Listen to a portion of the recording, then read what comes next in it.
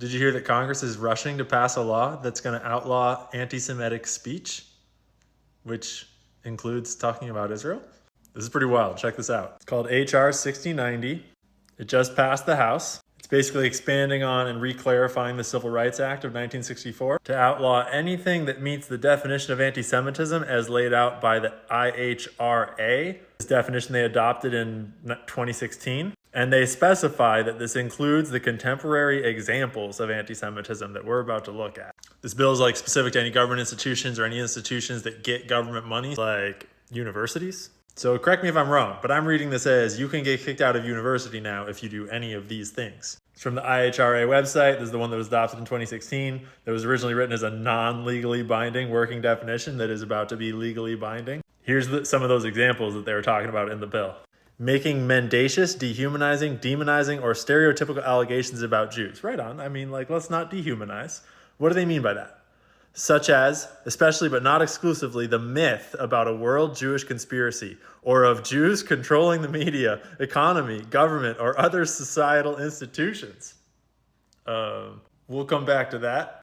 Accusing Jewish citizens of being more loyal to Israel or to the alleged priorities of Jews worldwide than to the interest of their own nation. We're looking at you, Anthony Blinken. Denying the Jewish people their right to self-determination, e.g. by claiming that the state of Israel is illegitimate. Yeah, that's illegal now. I wonder why they'd have to make that illegal. Applying double standards by requiring... You mean double standards like not requiring them to, listen to the International Court of Justice? Double standards like them not having to listen to the UN? Double standards like bombing civilians isn't a war crime? I mean, we would never want to apply double standards to Israel, obviously. I'm not going to read that one. Holding Jews collectively responsible for the actions of the state of Israel. I mean, fair game. Lots of Jews are anti-Israel for great reason. But I couldn't help but notice that in the bill, there's the section at the bottom that says constitutional protection. Nothing in this act shall be construed to diminish or infringe upon any right protected under the First Amendment of the Constitution of the United States. Boom! Game on, baby! So I figured I'd exercise a bit of that free speech in the First Amendment of the United States of America Constitution, of which I am a citizen, and point out that these are the only 7 senators in the U.S. Senate that have not taken AIPAC money. 93 out of 100 senators in our government are taking money from the Israel lobby. You know, the one that brags about how they bribe all our politicians to keep Congress pro-Israel. Because, when something's the right thing to do, you have to pay people to believe it.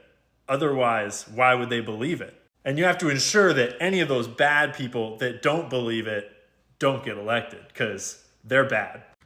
The single most influential big money group in Democratic electoral politics. Because, Democratic electoral politics is all about big money. And using that big money to defeat all the bad people that don't love Israel.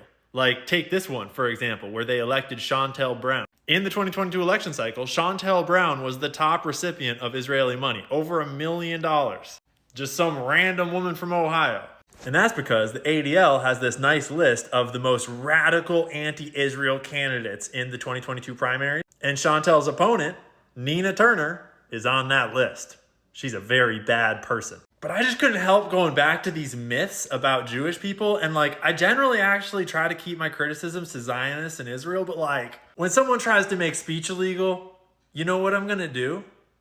Is I'm going to do that speech. Because you can go fuck yourselves. That's why. And I would use that speech to point out that Google was founded by 3 Jewish people. The New York Times was founded and owned by a Jewish family, the Sulzbergers. Instagram and Facebook are obviously both run by Jewish people. David Zaslav is the president and CEO of Warner Bros. Discovery, who is also CNN. He's Jewish. Bob Iger, CEO of Disney. He's Jewish. Just a quick reminder how much Disney owns. We're talking FX, Marvel, ABC, ESPN, National Geographic, Pixar. They even own Star Wars. Brian Roberts, CEO of Comcast. Remember, Comcast owns NBC, MSNBC, all those. He literally goes to Israel every year to compete in the Jewish Olympics, the Maccabiah Games. Brian Levine is the CEO of Paramount Pictures and Nickelodeon. He's Jewish. The Newhouse family owns Advanced Publications. They're Jewish. In case you wanted to know who Advanced Publications runs, it's all these magazines. I mean, we could keep going, but honestly, the only two that really stand out are X, is owned by Elon Musk. We all know what they tried to do to him. And then we have TikTok. I already made a whole reel, or 10, about how TikTok is actually getting banned for other reasons than China, and how, what's his name? Steve Mnuchin,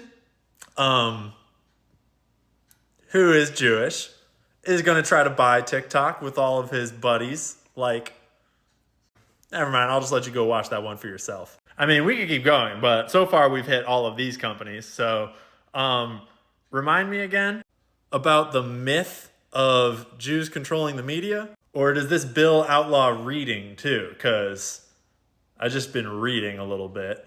And obviously there's nothing wrong with Jewish people owning companies, and there's nothing wrong with Jewish people like being the CEO of basically every media company in America, as long as they're not more loyal to Israel or to the alleged priorities of Jews than they are to the interests of their own nation, which you obviously need look no further than Ben Shapiro and the Israeli Wire to like realize that that would never happen. Except all that's illegal now, so that's how you know it's not true. Be careful not to go reading the wrong facts out there, because some of those are pretty anti-Semitic. And don't think too much about how the Balfour Declaration was given to Lord Rothschild and was directly a trade of this land for you helping get America into this war. Or do I have my history wrong? Is it anti-Semitic to claim that the Rothschilds were the driving force behind making Israel a state? I'm a little confused on what's anti-Semitic these days. And in case humor and sarcasm goes over your head, obviously not all Jewish people are bad. And obviously not all Jewish people support Israel. Everyone is an individual. I'm just wondering if you're also going to be kicking people out of college for talking about Native Americans or Mexicans. Like, is it illegal to question the narrative around black slavery? Or, I mean, it's not illegal for me to criticize my own government, but it's illegal for me to criticize another government? And it's good foreign policy to let another nation bribe our politicians, but it's illegal to question the bribing of our politicians? Maybe you guys can help me out in the comments so I don't get in trouble with the big boys. But then again, I never even passed high school, so I'm not sure this law applies to dumb folks like me.